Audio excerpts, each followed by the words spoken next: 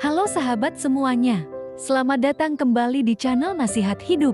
Sahabat, pernah nggak sih kalian merasa kalau orang-orang zaman sekarang semakin pintar secara akademik, tapi justru makin berkurang rasa etikanya? Banyak orang yang punya gelar tinggi, tapi sayangnya tidak selalu sejalan dengan sikap moral dan tanggung jawab sosial. Nah, di video kali ini kita akan bahas tentang kesenjangan antara etika dan akademi di zaman modern, serta apa dampaknya untuk kehidupan kita sehari-hari.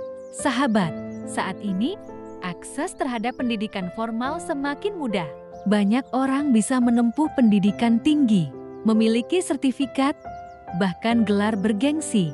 Namun, sayangnya tidak semua itu diiringi dengan sikap etis. Masih sering kita temui orang berpendidikan yang melakukan korupsi, manipulasi data, atau sekadar bersikap arogan terhadap orang lain.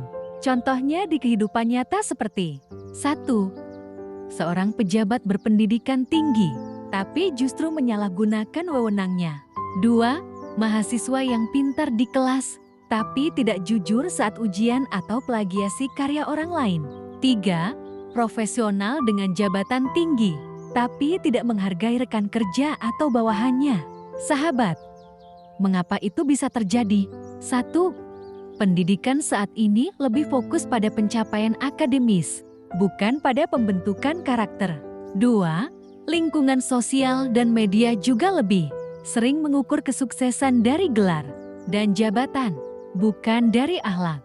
3. Kurangnya role model yang bisa menyeimbangkan antara kecerdasan intelektual dan kecerdasan moral. Sahabat, adapun dampak dari kesenjangan etika dan akademi yaitu 1. Lahirnya generasi pintar tapi egois. 2. Meningkatnya kasus pelanggaran hukum dari orang-orang yang seharusnya jiti teladan. 3. Rusaknya kepercayaan masyarakat terhadap lembaga pendidikan maupun tokoh berpendidikan.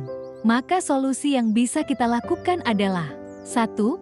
Menyeimbangkan pendidikan formal dengan pendidikan karakter. 2. Orang tua, guru, dan lingkungan harus menjadi teladan dalam sikap, bukan hanya ucapan.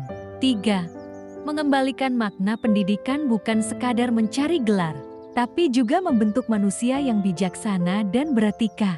Jadi sahabat, kesenjangan antara etika dan akademi ini bukan sekadar isu kecil, tapi sudah jadi masalah besar di tengah masyarakat kita. Pintar itu penting, tapi tanpa etika, kepintaran bisa menjadi senjata yang merugikan orang lain. Yuk, mulai dari diri kita sendiri untuk belajar menyeimbangkan antara ilmu dan sikap. Kalau kalian setuju atau punya pendapat lain, tulis di kolom komentar ya. Jangan lupa like, share, dan subscribe supaya kita bisa terus berbagi insight positif setiap minggunya. Terima kasih sudah menonton, sampai jumpa di video berikutnya.